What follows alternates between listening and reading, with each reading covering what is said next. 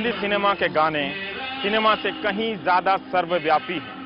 क्या आपने कभी सोचा है कि हमारा सिनेमा आम लोगों से दूर जा चुका है?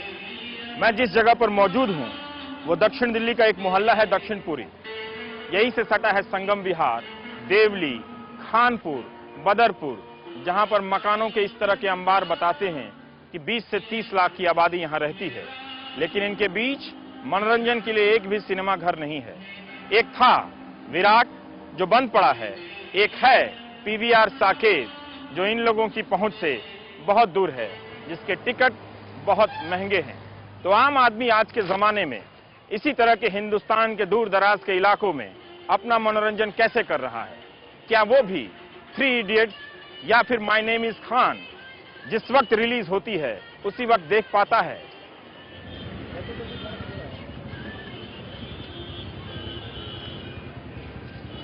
ऊपर से देखिए दक्षिण दिल्ली की ये बस्तियां ऐसे ही दिखती हैं। 22.5 गज के ये मकान किसी आर्किटेक्ट की कल्पना से जमीन पर नहीं उतरे। छत पर शाम है, पतंग उड़ाने की फुर्सत है और जमीन पर बाजार की गहमा गहमी। बस स्टॉप तो विराट सिनेमा के नाम से ही है, लेकिन विराट बंद पड़ा है। दक्षिण दिल्ली में मल्टीप्लेक्स की भरमार होते हुए भी इस वीकली बाजार में लुंगी गंजी की तरह सीडी भी टंगी हुई है। अशोक गुप्ता पतलून की दुकान सजा रहे हैं, लेकिन बात सिनेमा की पूछी तो महंगाई, सिनेमा, हीरो, पर्दे की याद सब मिक्स वेजिटेबल की तरह सामने परोस दिया। आम आदमी खुद दूर हो गया सिनेमा से और काफी हद तक सिनेमा दूर हो गया आम आदमी से। दोनों बात हटा दोगे, पहले तो हम आदी थे। यह जवाब था या डायलॉग, जावेद अख्तर जाने। लेकिन धीरे धीरे भीड़ जमा हो गई और लगी सिनेमा को लेकर मेरे सवालों की खिंचाई करने। क्यों 12 साल हो गए? इच्छा ही नहीं होती जाने की। मैं हर हफ्ते फिल्म देखता था मैं शादी से पहले। आज शादी को 5 साल हो गई। आज तक जब से होली बंद हुआ, पार्स बंद होगा, सब होली बंद हो गई। अब 200 रुपए की टिकट सर कहाँ लेंगे हम? ये तो हमारे एक दिन का घर का खर्चा है। घर का खर्चा देखेंगे या टिकट लेके फिल्म देखेंगे सर? अब वो जो धीरे धीरे जो है ना महंगाई के कारण सारे अरमान जो है ना वो ठंडे हो गए। अब आदमी घर के बारे में सोचे या इनके बारे में सोचे या क्या? वो सर कट पिट करके हमारे पास में कभी एक आध हफ्ते बाद आती है जो सीडी वीडी ले लेते हैं 15-20 रुपए की हो, 50 की हो, 80 की हो, उसमें पूरा घर परिवार देख लेता है।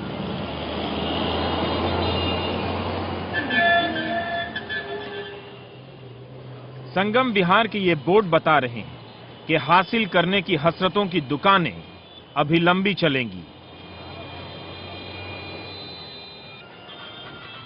पास में पान, बीड़ी और चिप्स की शक्ल में सजी सीडी की दुकान में चला आया। कांवड़िया टाइम में भोले को लेकर खूब सीडी निकलती है। भोले और पार्वती ग्रेट आया सावन में, मेरा भोला बड़ा ग्रेट।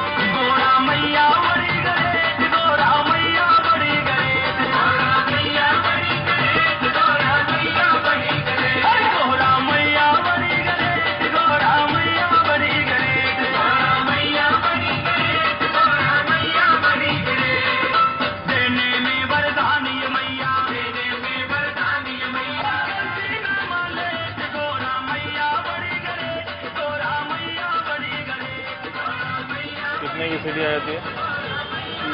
30 रुपए की। ये सब समझ में नहीं आता। ये जो भोजपुरी के इतने अश्लील क्यों होते हैं? रेट बोल जवानी के, भोजपुरी के ये टाइटल और गाने अश्लीलता के दलदल में धंसे जा रहे हैं।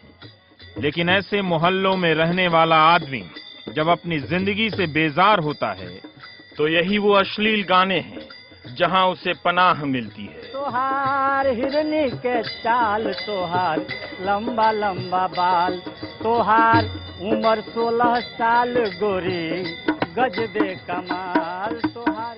दिल्ली में हमारे पूर्वांचल के जितने लोग हैं वो यहाँ भी आते हैं, तो इसमें काफी तो बैचलर लोग होते हैं।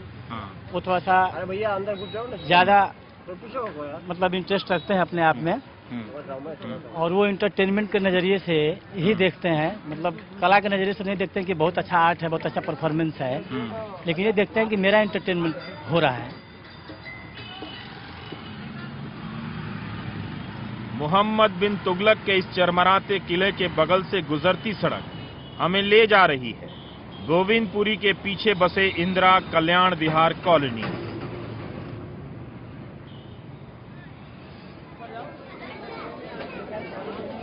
स्टोरी लाइन से भटककर मैं इन गलियों की लाइन में चला आया, देखने कि कानूनी तरीके से कमाकर रहने वाले गैर कानूनी बस्ती में कैसे रहते हैं। ये लोगों का बनाया हुआ सिग्नेचर ब्रिज है। तुगलकाबाद से चला आ रहा यह नाला सौंदर्य के किस रस के तहत यहां जिंदगी आबाद है, ये सवाल मैं गुलजार से करूंगा, सरकार से नहीं, क्योंकि गुलजार ही बता सकते हैं कि इस लड़की के भीतर तालीम की आग किसने लगाई है, जो अंधेरे चौराहे पर अपनी कॉपी पर लिखी जा रही है। इसकी उंगलियों को चूम लेने का जी कर गया, पर सोचा कि फालतू में ये कहीं उम्मीद न कर बैठे कि ये रवीश उनकी गलियां दिखाकर जिंदगी बदल देगा। प्रधानमंत्री मनमोहन सिंह आ जाएं और सोनिया गांधी आ जाएं, लाल कृष्ण आडवाणी भी आ जाएं, सीताराम येचुरी भी आ जाएं, देश के राजनेताओं को एक गाइडेड टूर कराना चाहिए। एक घर में कैमरे ने झांका तो टीवी ठाठ से बैठा दिखा और सीरियल के डायलॉग भन्नाते सुनाई पड़े, तो इस सैलून में भी सिनेमा के डायलॉग सनसनी पैदा कर रहे हैं। त्रिपाठी जी ने कहा कि धार्मिक मनोरंजन भी एक विकल्प है। उन्होंने शिव को गुरु मानकर एक संस्था बनाई है, लेकिन इस बस्ती में कीर्तन की कई टोलियां हैं। तो मोहल्ले मोहल्ले में अपना अपना पार्टियां बनी हुई है, कोई मिथिला की पार्टी है, कोई यूपी की है, कोई बिहार की है, अपने अपने भाषा में अपने अपने ढोलक हारमोनिया झाल सबके यहाँ है, गाते हैं बजाते हैं। कोई मनोरंजन है लोगों का, मनोरंजन है और कोई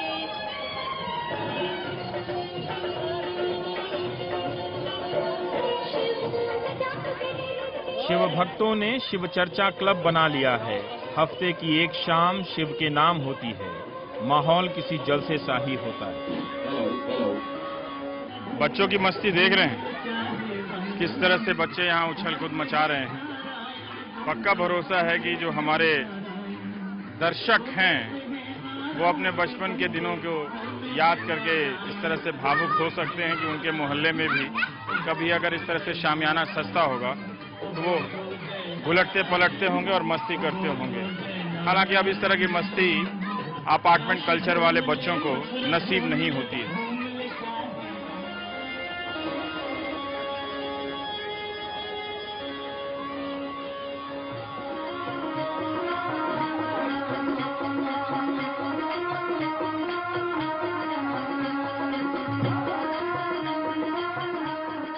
कीर्तन शुरू है, लेकिन जैसे ही जिंदगी की हकीकत ध्यान तोड़ती है, सुर छोड़कर धुन पर टूट पड़ते हैं। भक्ति रफ्तार पकड़ लेती है।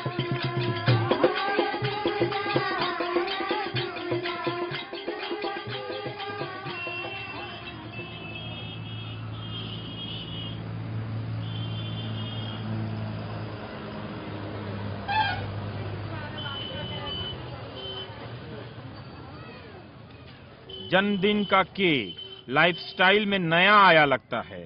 हम आ गए हैं बदरपुर के मीठापुर गांव, एक भी सिनेमा हॉल नहीं।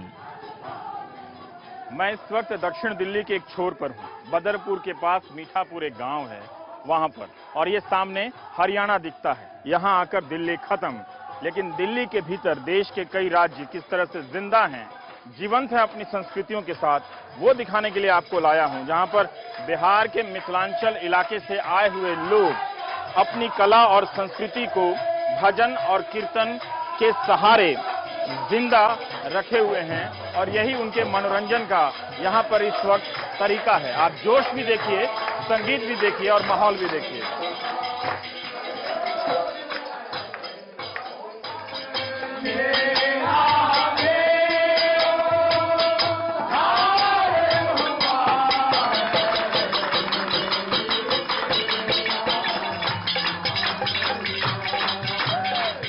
यहाँ बिहार के सहरसा से आए लोगों ने 18वीं सदी के कवि संत लक्ष्मी गोसाई की मूर्ति लगा दी है। खुद किराए पर रहते हैं, लेकिन इनके लिए चंदा कर जमीन खरीदी और मंदिर बनाया।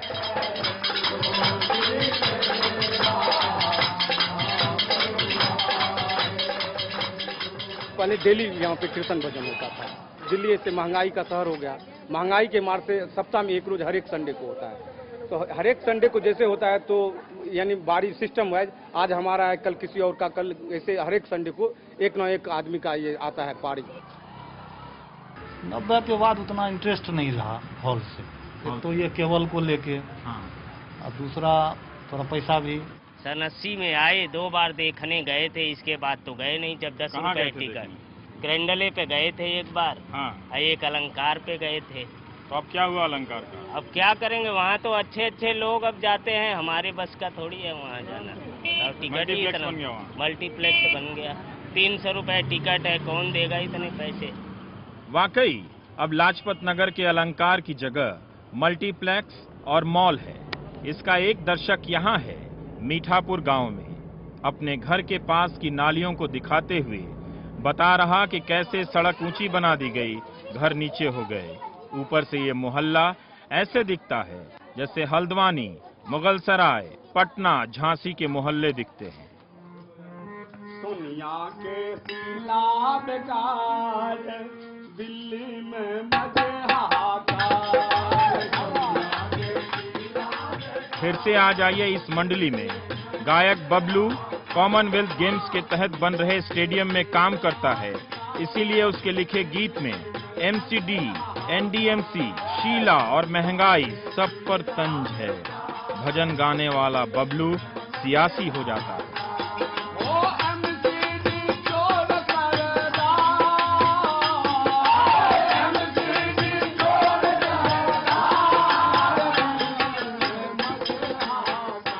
सरकार बहादुर की चिंदिया उड़ाता गायक बबलू हिंदी न्यूज चैनलों की टीआरपी की दौड़ से भी नाराज है। कसूर किसी और चैनल का, सुना दिया मुझे। जो काम आपका करना चाहिए आप लोगों का, वो काम नहीं होता, मीडिया वाले नहीं करते। इसीलिए बड़ा दुख, जबकि स्तंभ है, भारत का स्तंभ है मीडिया। पांडव नगर में एक बिल्ली आ गई, उसका आंख पीला है, उसका ये है, तो जिस मम्मी को खाना में या लंच में दिक्कत होता है, बच्चे को लगा देते हैं चैनल पर। लेकिन अगर अपने संत से नाता ना होता तो बदरपुर की इस गैर कानूनी जिंदगी में कोई भरोसे की डोर नहीं बची। जब तक मेरे पास में दिल नहीं होगा, खुश मियाज नहीं होगा, तब तक हम किसी भगवान को रिझा नहीं सकते हैं। तो मनोरंजन जो साम वेद है, चारों वेदों में इनको श्रेष्ठ माना गया है। किसी को रिझाने का ये सबसे सरल तरीका है, जो साम वेद से जुड़ जाओ। मल्टीप्लेक्स ने गरीब मजदूरों और मोहल्ले के लोगों के लिए दरवाजा बंद किया तो मनोरंजन का वो संसार सामने आ खड़ा हुआ जिसकी परंपराओं से सिनेमा ने शुरुआती ऊर्जा ली थी। मैं और नहीं पंडित गौरीनाथ जी यूं ही नहीं खड़े होकर सुनाने लगे कविता और लेने लगे सत्य का इम्तिहान। मैं बहुत लिख चुका गीत सखी आहों पर, करण पुकारों पर, शोषण के काली आंधी पर, शासक के अत्याचारों पर, अलकों पर लिखा कामनी के मौसम पर, चांद सितारों पर, अब सच्चाई पर लिखूंगा चल चुका अंगारों पर। देश मेरा रंग रेजिए बाबू, घाट घाट यहाँ घटता है कि जो लोग 1960s 70s तक फिल्में बना रहे थे वो खुद बाहर से आए थे। वो सबके सब बम्बई वाले नहीं थे। अब पिछले 20-25 साल में जो लोग बम्बई में फिल्में बना रहे हैं और जो लोग बम्बई के अग्रणी फिल्म मेकर्स हैं, और वो सिर्फ एक्टर्स और स्टार। पीपली लाइव के सह निर्देशक महमूद फारूकी कहते हैं कि उर्दू संस्कृत की ऐसी ही परंपराओं से सिनेमा के संवाद निकले हैं।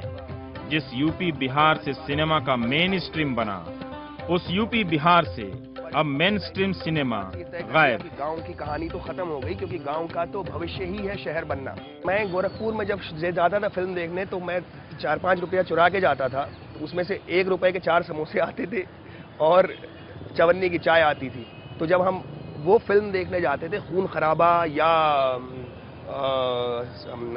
मिथुन की फिल्में या अमिताभ की फिल्में या धर्मेंद्र की फिल्में, तो वो फिल्मों को जो हमारा जो अप्रिसिएशन था वो इसलिए भी था कि एक्चुअली वो इतनी अनरियल होते हुए भी हमारे अंदर से जुड़ी हुई थी। उनका जो रियलिज्म था वो रियलिज्म उसी तरह का रियलिज्म था जैसा रियलिज्म आपको उर्दू शायरी में मिलता है।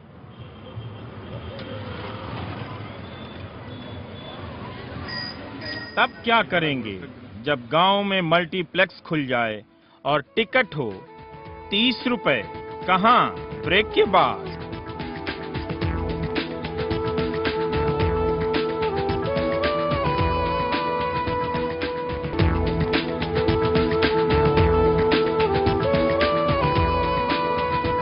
जो हरियाली आप देख रहे हैं वो दिल्ली के जामिया नगर का एक हिस्सा है, जहां ओखला गांव भी है।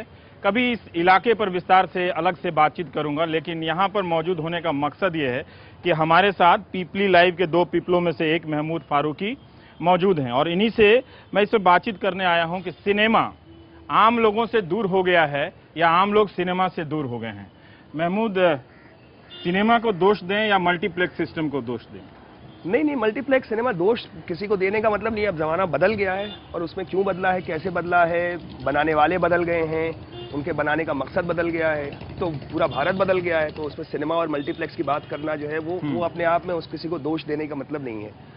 पर हाँ, मतलब जो फिल्म जो मैस मीडियम था और हिंदुस्तानी सिनेमा की जो सबसे बड़ी खासियत थी कि वो रिक्शे वाले से लेके और गुप्ता जी मिष्ठान भंडार और बुरके वालियां और सबको एक साथ समेटता था, वो चीज़ तो ऑब्वियसली ख़त्म हो गई है।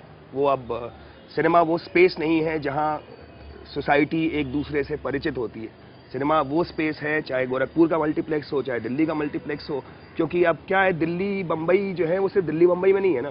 दिल्ली बम्बई न्यूयॉर्क तो अब पटना में और पडरौना में और बस्ती और देवरिया में भी है। जब गब्बर सिंह जैसे क्रूर आतंकी विलन जो पहली बार हिंदी सिनेमा में आया है उसको देख रही है ऑडियंस और उसके डायलॉग पे ताली बजा रही है और वो 6 महीने में ग्लूकोज बिस्किट बेच रहा है, तो मेरी नज़र में ये ऑडियंस बहुत परिपक्व ऑडियंस है। ये ऑडियंस ये जानती है कि ये सिनेमा है, सिनेमा का मतलब है मजा करना, मस्ती उठाना, घर जाना। पीपली लाइव में भी लोग उस हिंदुस्तान को फिर से देख रहे हैं। फिल्म जब हम बनाने की कोशिश कर रहे हैं तो अनुषा ने और मैंने भी, मुझे भी ये लगता है कि मिथुन दा बड़े अच्छे एक्टर थे, उनकी फिल्में बड़ी गजब की होती थी, पर वो फिल्म एक डायलॉग है अपने समाज के साथ। आज की फिल्म में डायलॉग किसके साथ है? आज की फिल्म में डायलॉग है हॉलीवुड के साथ और अपने पॉश साउथ बॉम्बे या साउथ दिल्ली फ्लैट के साथ। खरी खरी और बड़ी बड़ी बातें करने के बाद महमूद अपनी छोटी कार में चला गया।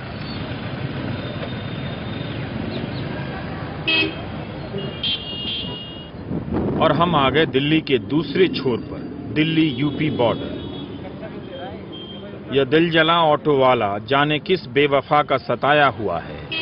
अंडा चीखना की तरह सीडी के कई स्टॉल लगे हैं। सड़क के दोनों किनारे सिनेमा के पोस्टरों की भरमार है। फटे हुए पोस्टर झूल रहे हैं। दिल्ली यूपी बॉर्डर पर संगम, कविता, मीनाक्षी कई सिनेमा हॉल मिल जाएंगे, लेकिन गाजियाबाद लोनी के इंदिरापुरी में इस सिनेमा हॉल को देखकर हम भी चकरा गए। कस्बे का एक छोटा मोहल्ला जैसा इलाका, ज्यादातर गांव के लोग हैं और कारखानों के मजदूर। सिनेमा शुरू होने के इंतजार में बैठे ये लड़के, बाहर ब्रेड पकौड़े की दुकान सज रही है और कोक पेप्सी को चैलेंज करने वाले ये कोल्ड ड्रिंक।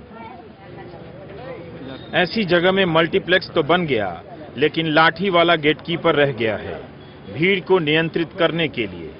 कुल मिलाकर पीवीआर मल्टीप्लेक्स का गांव से आया चचेरा भाई लगता है ये मल्टीप्लेक्स। आप देख सकते हैं कि यहाँ जो सिनेमा काउंटर है टिकट का, वो बिल्कुल पुराने सिनेमा हॉल की तरह है, जहाँ रेट जो है 40, 50, 60 के अंकों में लिखे गए हैं। और यहाँ पर आप देखिए कि जो पोस्टर है अभी भी वो किंग साइज के हैं। हीरो लगता है कि लार्जर देन लाइफ का रूप लिए हुए है और लोग जो हैं सिनेमा और कैमरे के प्रति अभी भी इनकी जिज्ञासा बनी हुई है। और हम कहाँ हैं? हम हैं गाजियाबाद के लोनी में।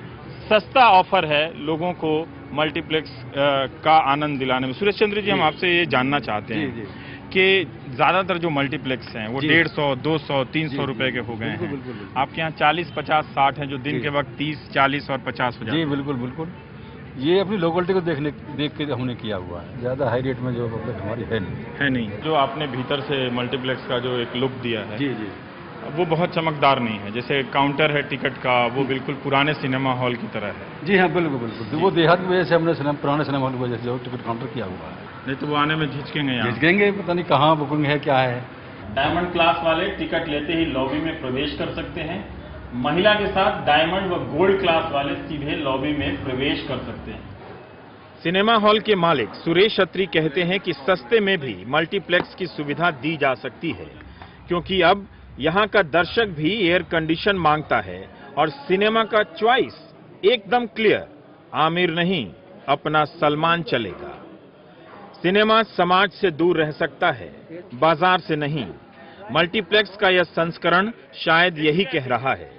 और इसमें ये टिकट भी कम है, उस हिसाब से आदमी देख लेता है आराम से, शांति से। यकीन ना हो तो पोस्टर देखते इन दीवानों को देखिए, सिनेमा का रोमांच कैसे खून में उतर रहा है। ख्वाब देखती ये वही आंखें हैं जो ऐसी शायरी से हौसला पाती हैं। उन्हें मालूम है सड़क कितनी भी खराब हो, लटक के सफर पूरा किया जा सकता है।